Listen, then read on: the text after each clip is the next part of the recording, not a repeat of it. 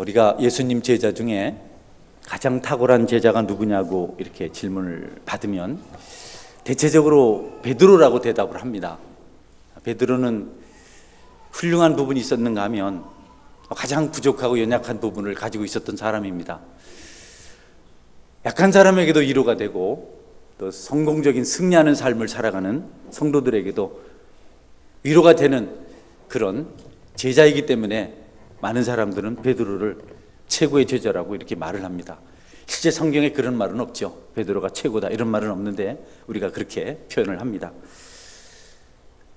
베드로의 삶을 보면 어떨 때는 좀 아쉽고 그런 부분이 있습니다. 하나님께로부터 받은 은혜가 주님께로부터 받은 은혜가 남다릅니다. 예수님 외에는 물 위를 걸어본 사람은 베드로밖에 없습니다. 역사 이래로 그렇습니다. 그는 특별한 어떤 일들을 하기를 아주 좋아했습니다. 나서기를 좋아했고 결심하기도 좋아했지만 또 그것을 깨버리는, 약속을 지키지 못하는 것으로도 유명합니다.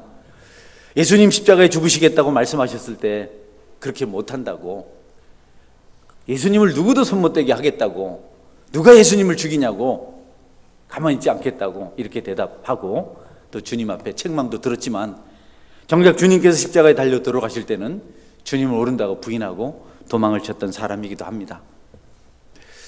성경은 이런 모든 것들을 보여주시면서 우리에게 하나님께 영광을 돌려드리라 이렇게 말씀을 하십니다. 특별히 그런즉 너희 몸으로 하나님께 영광을 돌리라 이렇게 말씀하셨습니다.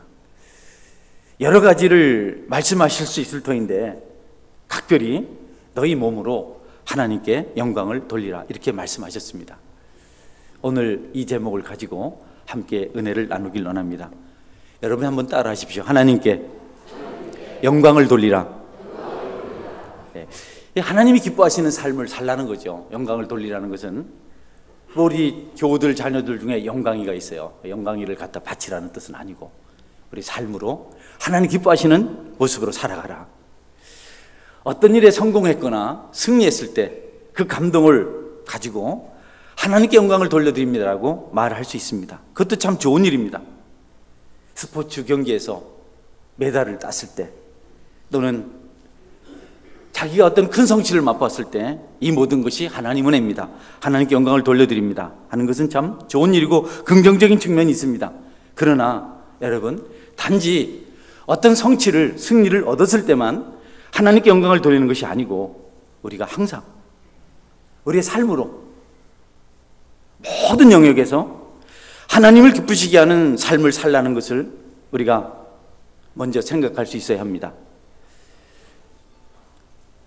취직이 되고 경진대회에서 우승을 하고 시험에 합격하고 이런 여러 가지 때문에 하나님께 영광 돌려드립니다 이렇게 말하는데 때때로 그런 분들이 하나님의 영광을 가리는 일을 할 때 우리는 참 난처하고 많은 부정적인 파장들이 일어나는 것을 봅니다.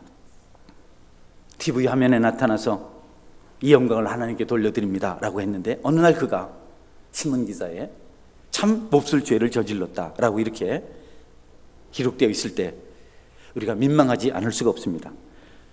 하나님은 그와 같은 큰 성취 다음에 이 모든 것이 하나님의 영광입니다라고 말하는 것 나쁘다 하지 않으시지만 그렇지 않을지라도 하나님 보시기에 합당한 삶을 살아가기를 원하고 계십니다. 낙방했을지라도 가난할지라도 병들었을지라도 넘어졌을지라도 얼마든지 하나님께 영광을 돌려드릴 수 있는 삶을 살아갈 수 있기 때문에 하나님 우리가 항상 그분 앞에서 살기를 원하고 계십니다. 꺼지지 않는 불빛처럼 늘 주님을 생각하며 묵상하며 살기를 원하고 계십니다. 웨스트민스터 신앙 고백서는 사람이 제일 되는 목적이 무엇이냐고 질문합니다. 첫 번째 질문입니다. 거기에 대해서 하나님을 영화롭게 하며 영원토록 그를 즐거워하는 것이다 라고 이렇게 대답을 합니다. 고린도서 10장 31절은 그런즉 너희가 먹든지 마시든지 무엇을 하든지 다 하나님의 영광을 위하여 하라고 기록하고 있습니다. 먹고 마실 때마다 이것이 합당한 것인지 아닌지를 생각하는 그런 구별도 필요합니다만은 우리가 늘 먹고 마시는 일에 많은 시간을 보냅니다. 아침에도 먹습니다. 점심 먹기 전에 또 먹습니다. 지나가다 또 목마르다고 먹습니다. 점심 먹습니다. 하루 종일 먹습니다. 저녁 때 먹습니다. 자기 전에 또 먹습니다. 먹고 마시는 이 하루 종일 있습니다. 여러분, 그것만큼이나 하나님의 영광을 귀하게 여기고 묵상하고 살아가라는 말씀입니다. 주일날만 영광을 돌리라는 것이 아닙니다. 아침에 일어날 때도, 길을 걸을 때도, 친구를 만날 때도, 어떤 사업 때문에 고민할 때도 하나님의 영광을 생각하라는 겁니다. 그렇지 않으면 순식간에 하나님의 영광을 가리는 범죄자의 자리에 있을 수 있기 때문에 그렇습니다. 여러분, 목회자는 강대상에 있을 때 좋아 보인다고 합니다. 어느 사모님이 어느 날 이불 보따리를 싸가지고 왔어요. 예배드리는 주일날 그냥 올라왔어요. 미친 여자처럼. 난 우리 목사님하고 강대상에서 살랍니다. 그러면 안 돼요. 응? 그러면 안 된다는 거죠. 여러분, 먹고 마시는 것 이상으로 하나님의 영광을 생각하고 그러지 못한 우리의 모습을 우리가 회개하고 늘 그분께 영광 돌려드리는 단정한 삶을 살아가실 수 있기를 바랍니다. 성공하는 것만이 하나님께 영광을 돌리는 것 아닙니다. 실패하고서도 흔들리지 않을 때, 넘어졌을 때도 다시 일어설 때 그가 열매를 맺게 되면 그것이 하나님께 영광을 돌려드리는 겁니다. 나중에 한 건 크게 한 다음에 하나님 영광 돌려드리겠습니다. 하나님은 여러분이 크게 한 건 하는 것을 부담스러워 하세요. 응? 크게 한 건 하고 무슨 횡포를 부리려고 크게 한 건 하려고. 그러지 말고 있는 모습대로 매일매일 주님과 더불어 동행하며 살라는 겁니다. 우리가 존경하는 경건한 사람들이 어떤 사람입니까? 자주 한 건을 터뜨린 사람들입니까? 그렇지 않아요. 초질관하는 경건한 믿음을 가질 때, 바람에 밀려 요동하는 물결 같지 않을 때, 늘 겸비한 모습으로 살아갈 때 우리는 그들을 경건하다 말하고 그를 존경한다고 말합니다. 오히려 우리가 한 건에서 자랑할 만한 스펙을 가지게 될 때 하나님을 멀리할 수 있습니다. 성경에는 늘 제가 말씀드리는 부자, 청년, 관원 이야기가 나옵니다. 부자인데다가, 청년인데다가, 또는 관직을 가지고 있는데다가, 그는 어릴 때부터 또 계명을 다 지킨 사람인데다가, 나무랄 것이 없는 사람이 주님 앞에 나와서 무릎을 꿇고 선생이요, 선한 선생님이요, 내가 무엇을 하여야 영생을 얻으리까? 계명을 지켜라. 무슨 계명입니까? 쭉 말씀하시죠. 살인하지 말고, 도둑질하지 말고, 간음하지 말고. 내가 어렸을 때부터 이것을 다 지켰나이다. 부자에게 예수님께서 말씀하셨어요. 내게 있는 것을 팔아서 가난한 자들에게 나눠주고 나를 쫓으라. 이 청년이, 이 관원이, 이 부자가 재물이 많아서 근심하며 돌아갔는데 아직도 돌아오지 않았다고 합니다. 많은 것이 하나님을 영화롭게 한다고 생각하시면 안 돼요. 꼭 내가 출세해서 한번 해보겠습니다. 우선은 좀 교회를 못 나가겠습니다. 내가 큰일 한 다음에 그 다음에 하나님께 영광을 돌려드리겠습니다. 여러분, 그러다가 인생 다 가고 세월 다 갑니다.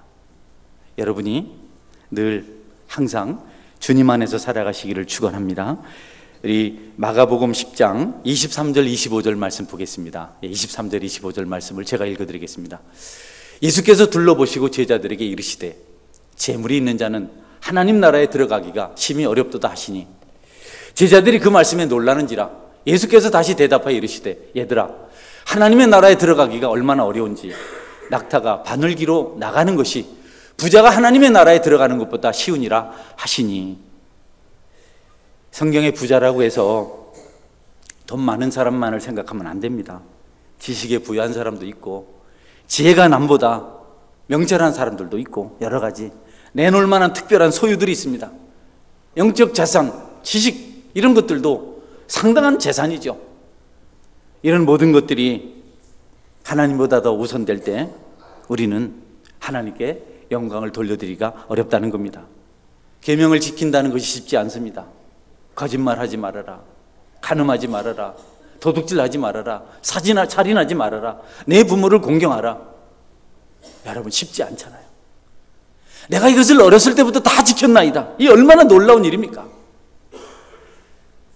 하나도 지키기 어려운데 사람이 할 수 있는 사람에게 대한 6가지 계명을 다 지켰어요. 하나님에 대한 우리의 도리는 예수님께서 십자가에서 해결할 일이고, 우리는 이웃과 관계 속에서, 수평적인 관계 속에서 우리가 해야 될 일이 있는데 이것을 다 한 청년이에요. 그런데 아직 부족한 것이 있다. 뭐가 부족합니까? 네 재산 팔아가지고 가난한 자에게 나눠주고 오라. 이 청년이 그것에서 걸려 넘어졌습니다. 하나님께 영광을 돌려드린다는 것은 여러분 외적인 문제만을 가지고 말씀하지 않습니다. 언제나 우리의 마음 중심이 그분을 생각하고 민감하게 그분의 말씀에 반응하고, 혹 잘못됐을 때 무릎 꿇고 회개하고 통곡하는 삶을 살아가는 것, 이것이 바로 하나님께서 기뻐하신 일이라는 겁니다. 이것이 바로 하나님을 영화롭게 하는 일이랍니다. 그래서 하나님은 우리가 마음으로 혼 영으로 하나님께 영광을 돌리라 하지 아니하시고 몸으로, 삶으로 영광을 돌리라 이렇게 말씀하셨어요. 하나님 앞에서 살아가는 신앙은 추상적인 것이 아닙니다. 관념적인 것이 아닙니다. 무슨 이상이 아닙니다. 몸으로 드러내 보이는 겁니다. 우리가 거룩한 것을 생각하고 놀라운 가치를 가지고 살아갈 때 그 마음의 가치가 열매로 나타나는데, 그 열매가 바로 몸의 행실이라는 겁니다. 몸이 약한 일을 하면서 나는 주님을 믿는다고 말하는 것은 하나님의 영광을 가리는 일입니다. 사람은 마음에 가득한 것을 말하고 말한 것을 행동한다고 그렇게 합니다. 우리가 하는 행동 하나하나가, 언행 하나하나가 하나님께서 받으실 만한 것이 되도록 우리가 하려면 얼마나 수고하고 애써야 하겠습니까? 여러분에게 그런 영적 도전이 있기를 주의 이름으로 축원합니다. 저절로 되지 않지요. 육신은 얼마나 죄와 친화력이 있는지 모릅니다. 값으로 산 것이 되었으니 그런즉 너희 몸으로 하나님께 영광을 돌리라. 로마서 12장 1절 말씀은 더 놀랍습니다. 그러므로 형제들아, 내가 하나님의 모든 자비하심으로 너희를 권하노니 너희 몸을 하나님이 기뻐하시는 거룩한 산 제물로 드리라. 이는 너희가 드릴 영적 예배니라.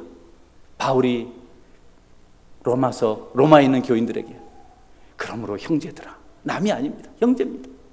그러므로 형제들아, 내가 하나님의 모든 자비하심으로 너희를 권하노니, 그 자비를 가지고 너희에게 말하는데 너희 몸을 하나님께서 기뻐하시는 거룩한 산 제물로 드리라.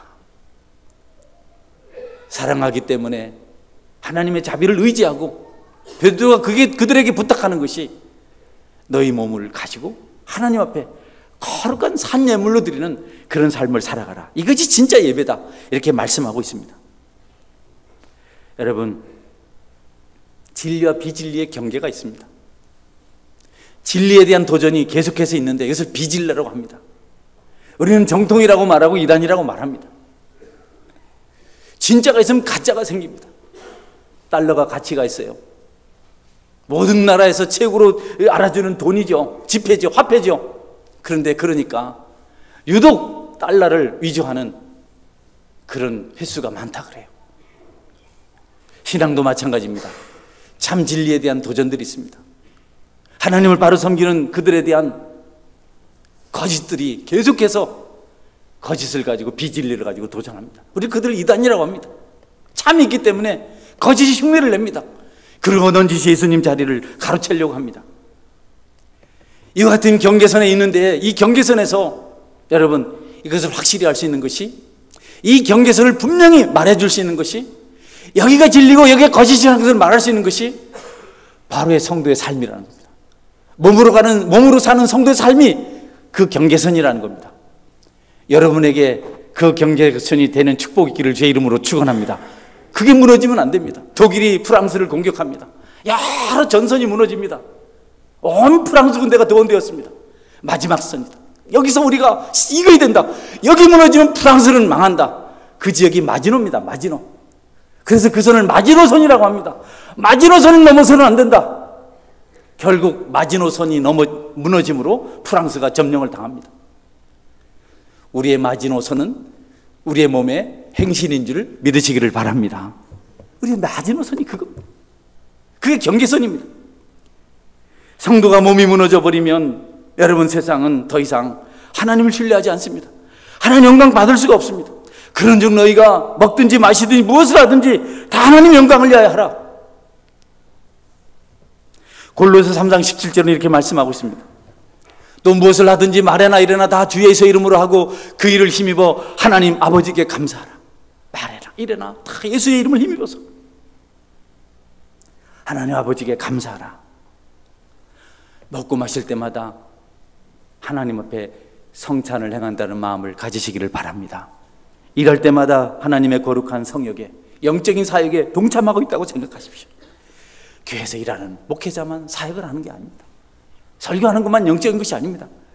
여러분 현실 속에서, 현실 사회 속에서 여러분의 몸을 가지고 봉사하고 수고하고 애쓰는 모든 것들도 여러분 영적인 사역인 줄 믿으시기를 바랍니다. 직장에서 마찬가지죠.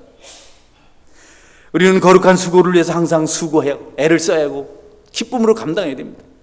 교회에서 봉사할 때 줄고하십시오. 영적 자부심을 여러분이 느껴야 됩니다. 세상에서 일하는 것도 마찬가지입니다. 기쁨이 있어야 됩니다. 만족이 있어야 됩니다. 여러분의 눈과 귀가 모든 감각들이 악으로부터는 속히 돌아서야 합니다. 그걸 즐기면 안 됩니다.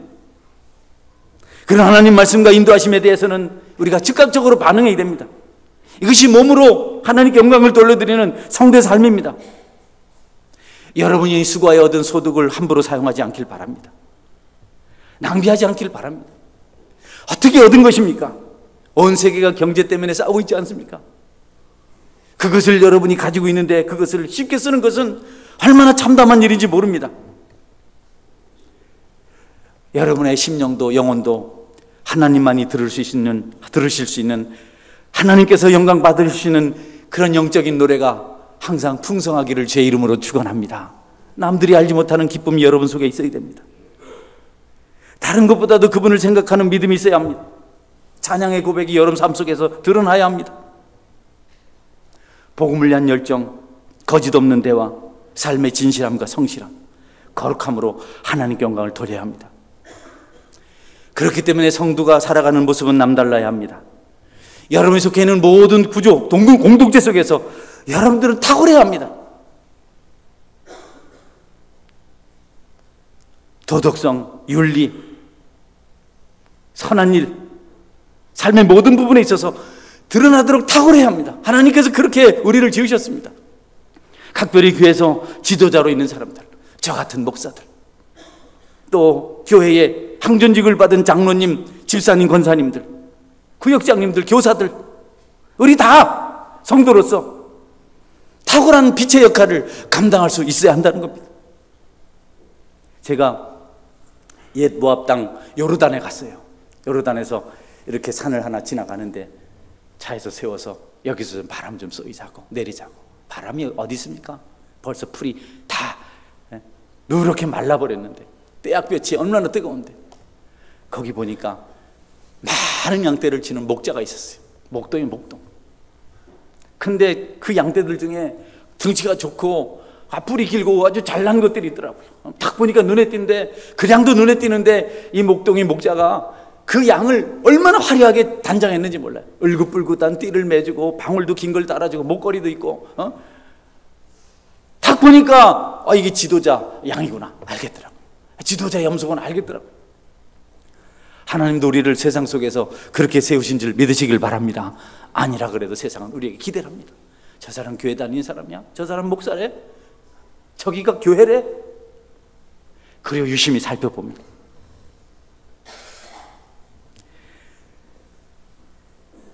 여러분, 다른 종교들은 화려한 액션이 있습니다. 퍼레이드가 있습니다. 이단들은 얼마나 그럴듯하게 하는지 모르겠어요. 자주 모입니다. 이번에도 인천 무슨 운동장에서, 경기장에서 뭐 청년들 어떻게 하겠다는 모임을 가졌다 그래요. 거리 많이 시위합니다.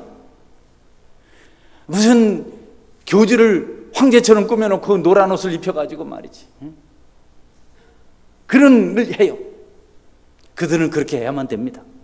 그러나 우리는 하나님 믿고 단정한 믿음 생활을 하면 그것보다 더 아름답게 드러날 줄 믿으시기를 바랍니다. 그보다 더 화려하고 더 아름답고 더 세상을 감동시키는 능력이 우리에게 있는 겁니다. 하나님 우리를 그렇게 세웠습니다. 성도가 참 성도인지 아닌지를 아는 것은 그들의 외모가 아닙니다. 그들의 삶의 모습입니다. 초라하고 병약해 보여도 그들이 나누기를 좋아하고 베풀기를 좋아하고 사랑하기를 좋아하면 그가 여러분 참 성도입니다. 테레사 수녀는 키가 1m 50 정도밖에 되지 않았어요. 코는 매부리 코였어요. 키는 작은 데다가 서양인이라서 코는 긴 데다가.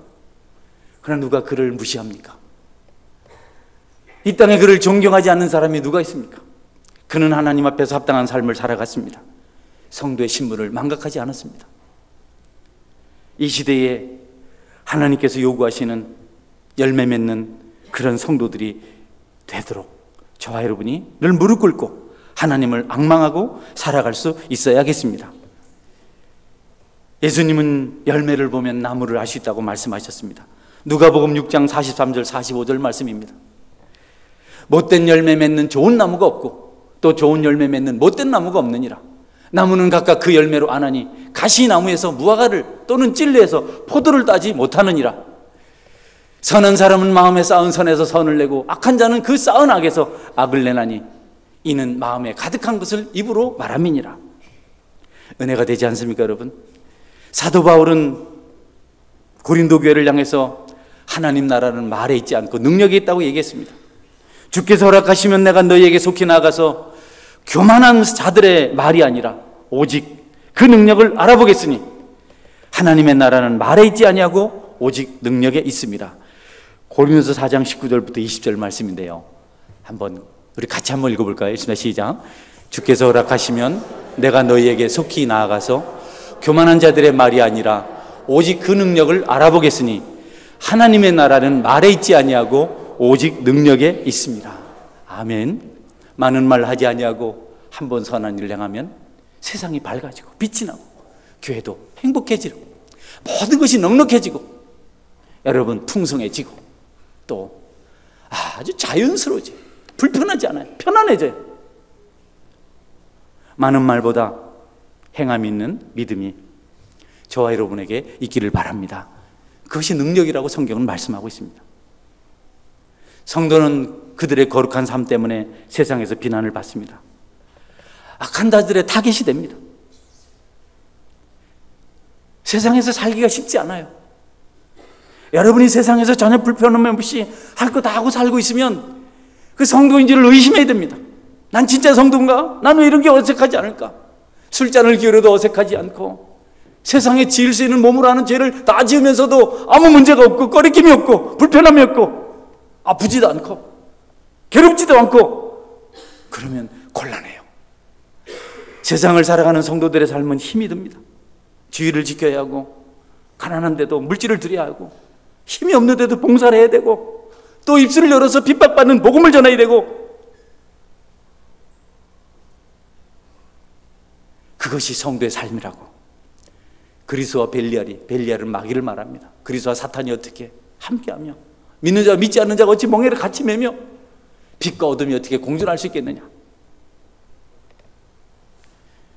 세상은 교회 성도들을 주목하고 그들에 대해서 기대를 합니다. 그들이 잘못하는 것은 아무도 말하지 않습니다. 그러나 교회가 잘못하고 성도들이 잘못하면 비난합니다. 아주 대석특필로 말합니다. 그게 나쁜 것도 아닙니다. 어느 지역에 날마다 성도들을 괴롭히고 교회를 방해하는 교회 가까이 한 불신자가 있었습니다. 그는 날마다 성도들의 비리를 떠들어댔고 교회를 너무너무 회방을 많이 했습니다. 목사님을 못살게 굴었고 종종 술 먹고 들어와서 행포를 부렸습니다. 지난주에도 보니까 어떤 분이 이 런닝 하나 입고 오더니 저 뒷자리에 앉자마자 우통을 벗더라고. 그러니까 우리 목사님 이러시면 안 된다. 옷 입으라 하니까 옷 들고 나가시더라고요. 여러분 그걸 늘 하는 그런 분이 계셨어요. 하도 오랫동안 그 일을 해서 그냥 목사님과 친구가 됐어요. 농담을 할 만하게 됐어요. 형편상 하나님께서 그 박해자를 널리 이사가게 만드셨는데요. 그 사람이 목사님을 찾아왔어요. 목사님 기쁜 소식 하나 가지고 왔습니다. 아니 무슨 소식인데요? 목사님 기뻐하세요. 제가 멀리 200km 넘게 된 데로 이사갑니다. 좋으시죠? 아닙니다. 안 좋습니다. 아니 왜요? 난 날마다 교회를 힘들게 하고 괴롭히고 난 나쁜 짓 하는 사람인데 왜 내가 이사가는 게 기쁘지 않습니까? 나는 한 번도 좋은 일을 하지 않았는데. 아니요, 나는 기쁘게 생각하지 않아요. 나는 내 친절한 이웃이 내가 섬기는 이 교회에 있는 양떼들이 울타리를 넘어갈 때마다 아니 선생님이 오셔가지고 다 알려주잖아요. 넘어가기 전에 다 떠들어 주잖아요. 얼마나 고마웠는데 이제 내 양떼들이 울타리를 넘어갈 때 짖어줄 개가 없어서 안타깝습니다. 당신은 정말 충직한 양지기 개였습니다. 나는 지금 너무 아쉽습니다 라고 말했다고 합니다.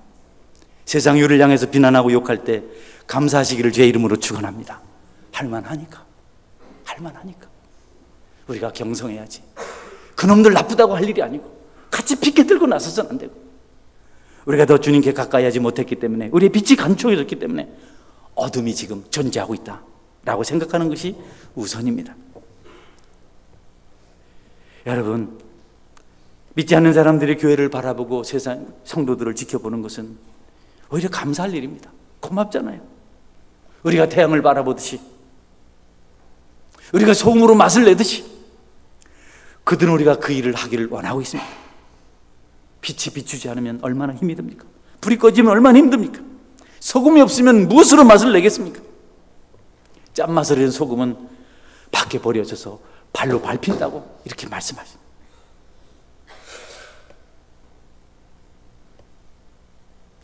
예수님을 위해서 한마디도 증거하지 못하고 탐욕을 위해서 거룩한 것을 슬쩍 감춰버리고 넌지시 쾌락을 즐기는 그들을 성도라고 말할 수는 없는 겁니다. 육체의 정욕을 이기지 못해서 넘어지고 잘못했다고 하나님 앞에 얘기하기보다는 그래도 괜찮다고 말도 안 되는 소리를 하고 오히려 큰 소리를 치고, 범죄하고 마음이 무겁거든 가인처럼 하지 말고 여러분 다윗처럼 회개하시기를 주의 이름으로 축원합니다. 대체적으로 상처 입은 사람들이 다른 사람을 괴롭힙니다. 알고 보면 아픔들이 많습니다. 여러분, 또 우리가 할 일은 마음이 아프고 원통하고 힘들어서 피난처로 생각하고 교회를 나왔을 때 그들을 돌보고 끝까지 감당하시는 은혜가 있기를 바랍니다. 갈 데가 없어서 교회를 찾아왔는데 교회마저도 그를 외면하면 그들이 쉴 곳이 없습니다. 옳고 그른 것을 따져서 잣대로 말하라면 우리인들 이 세상에서 제대로 살 수 있겠습니까? 은혜 받아 살았으니 우리도 은혜를 나눌 수 있어야겠습니다. 여러분이 봉사하는 것, 예배하는 것, 기도하는 것, 소중한 물질을 드리는 것, 땀 흘려서 여러 가지 일들을 감당하는 것, 이것이 바로 그런 일을 하도록 하기 위한 수고가 아니겠습니까? 영혼을 살리고 세우는 일이 없다면 우리가 무엇 때문에 여러분 소중한 것들을, 에너지들을 교회에 바치겠습니까? 여러분이 마땅히 성도로서 교회를 위해서 봉사하고 그 의무를 다하기 위해서 드린 모든 것들이, 재능들, 물질들, 이런 것들을 아깝게 여기지 말고 이 일을 통해서 하나님이 이루어지고 이 땅이 거룩해진다는 사실을 기억하고 기쁨으로 그 모든 사명을 감당해 가시기를 바랍니다. 할렐루야. 그 일이 가장 큰 열매 아니겠어요? 사람이 살아나는 것보다 더 놀라운 부가가치 있는 일이 어디 있습니까? 마지막 말씀은 로마서 12장 2절 말씀을 가지고 간단히 증거하고 말씀을 맺겠습니다. 너희는 이 세대를 본받지 말고 오직 마음을 새롭게 함으로 변화를 받아 하나님의 선하시고 기뻐하시고 온전하신 일이 무엇인지 분별하도록 하라. 이 세대를 본받지, 이 세대는 지금 엉망입니다. 낙태하게 해주세요. 우리 동성연애 해주게 해주세요. 우리 여자가 제일입니다. 우리는 왜 옷을 입고 살아야 됩니까? 옷 벗고 살게. 페미니즘, 페미니스트들이 그렇게 하고 있어요. 하고 싶은 사람은 손 벌쩍 들어보지. 나오다. 세상이 그런 걸 지금 주장하고 있어요. 그래도 우리는 그걸 담지 말라.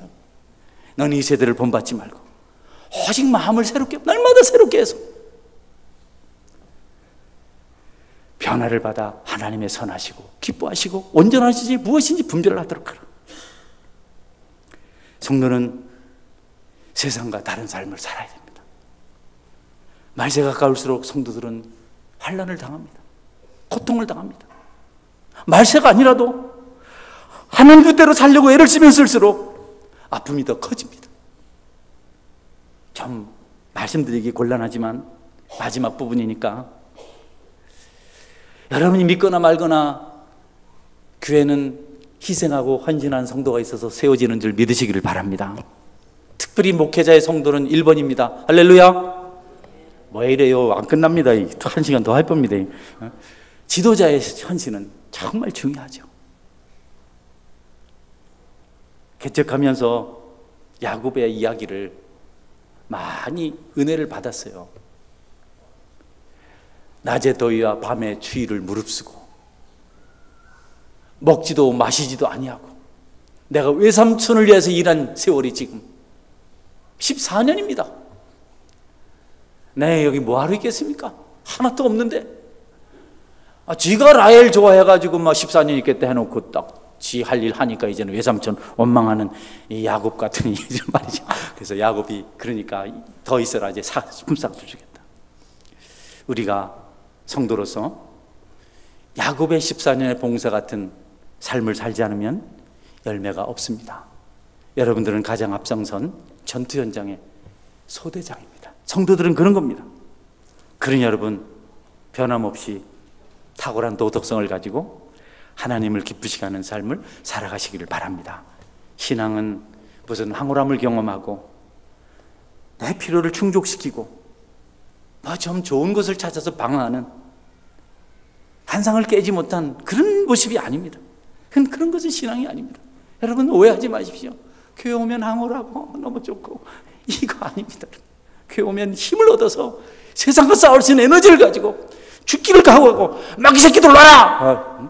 마귀는 새끼라 해도 괜찮습니다. 와라! 이렇게 해서 이 담력을 가지고 살아가는 것이지, 무슨 약물 취한 사람처럼 몽롱하게 그런 게 아닙니다. 마지막 부분에 좀 여러분에게 좀 거친 표현을 해서 그렇긴 한데, 신앙생활은 냉철해야 되고 여러분 담대해야 되고 자기 자신에 대해서 정말 언제든지 스스로 낮아지기를 경험하고, 주님이 이 땅에 오셔서 십자가에 죽으시기까지 감당하시려고 했던 사명을 우리에게도 맡기신 것을 기억하고, 여러분 날마다 십자가 길, 주님 바라보는 그 믿음의 길 걸어가시는 깨어있는 성도, 몸으로 하나님께 영광 돌려주시는 하나님 백성 되시기를 축원합니다. 아멘. 같이 기도하겠습니다. 기도할 때 하나님,